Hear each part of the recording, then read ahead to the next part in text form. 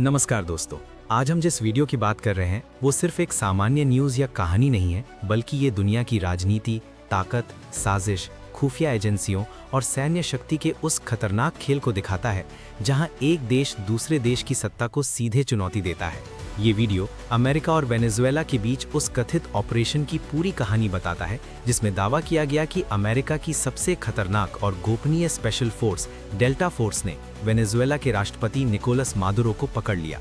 Video की शुरुआत ही इसी सवाल से होती है कि क्या वाकई ऐसा संभव है कि दुनिया का सबसे शक्तिशाली देश किसी दूसरे संप्रभु देश के मौजूदा राष्ट्रपति को उसके ही देश में घुसकर गिरफ्तार कर ले। और यहीं से कहानी एक एक परत खोलते हुए आगे बढ़ती है। सबसे पहले वीडियो ये समझाता है कि वेनेजुएला वर्षों से गंभीर आर्थिक संकट, राजनीतिक अस्थिरता और अंतर्राष्ट्रीय दबाव से जूझ रहा है। देश के पास दुनिया का सबसे बड़ा तेल भंडार होने के बावजूद वहां जनता महंगाई, बेरोजगारी और गरीबी से परेशान है। राष्ट्रपति मादुरो पर तानाशाही, चुनाव में धांधली, मानवाधिकार उल्लंघन और ड्रग तस्करी जैसे गंभीर आरोप लगते रहे हैं। अमेरिका लंबे समय से मादुरो सरकार को अवैध मानता आया है और उस पर कई प्रतिबंध लगा चुका है। वीडियो के अनुसार अमेरिका का दावा है कि मादुरो सिर्फ एक राजनीतिक नेता नहीं, बल्कि एक अंतर्राष्ट्रीय अपराध नेटवर्क का हिस्सा है। इसी आधार पर अमेरिका ने उसे पकड़ने की योजना बनाई।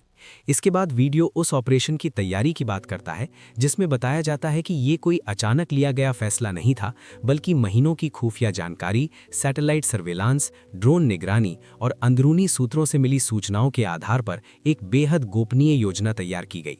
मादुरो की दिनचर्या, उसकी सुरक्षा, उसके ठिकाने, यहाँ तक कि वो किस कमरे में सोता है और किस समय कहाँ जाता है, सब कुछ बारीकी से ट्रैक किया गया।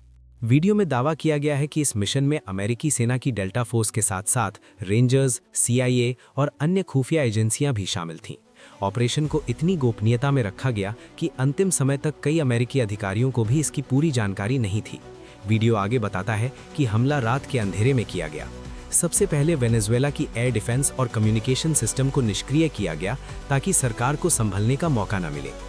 इसके बाद हेलीकॉप्टर और विशेष बलों की टीमें राजधानी काराकास के उस हाई सिक्योरिटी इलाके में उतरी जहां मादुरो मौजूद था।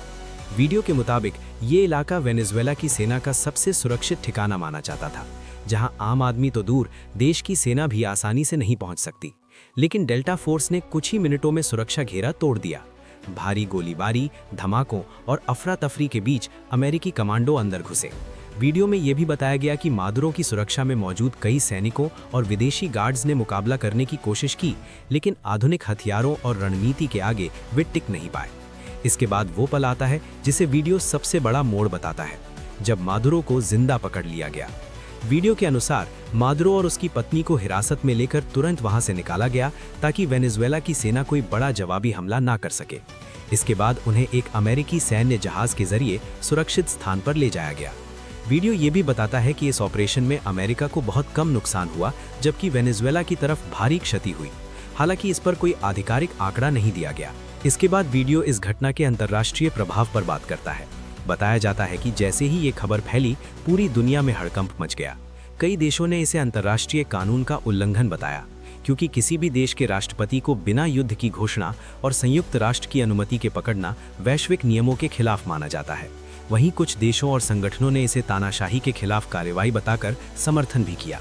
वीडियो ये भी सवाल उठाता है कि अगर अमेरिका ऐसा कर सकता है तो क्या भविष्य में कोई भी ताकतवर देश किसी कमजोर देश की सत्ता में सीधे दखल देगा। इसके साथ ही वीडियो डेल्टा फोर्स की ताकत और इतिहास पर भी रोशनी डालता है। बताया जाता है कि ये यूनिट दुनिया के सबसे खतरनाक मिशनों के लिए जानी जाती है और इससे पहले भी कई हाई प्रोफाइल ऑपरेशन कर चुकी है। अंत में वीडियो दर्शकों से ये सवाल छोड़ता है कि क्या ये सच में न्याय की जीत है या फिर ताकत का दुरुपयोग। क्या मादुरो की गिरफ्तारी से वेनेजुएला की हालत सुधरेगी या देश और ज्यादा अराजकता में डूब जाएगा। और सबसे बड़ा सवाल ये कि क्या दुनिया अब एक ऐसे दौर में प्रवेश कर चुकी है जहां अंतर्राष्ट्रीय कानून से ज्यादा ताकत का बोलबाला होगा। यही कारण है कि ये वीडियो सिर्फ एक घटना नहीं, बल्कि आने वाले समय की एक चेतावनी की तरह पेश किया गया है, जो दर्शकों को सोचने पर मजबूर करता है कि आज जो वेनेजुएला के साथ हुआ, कल वो किसी और देश के साथ भी हो सकता है।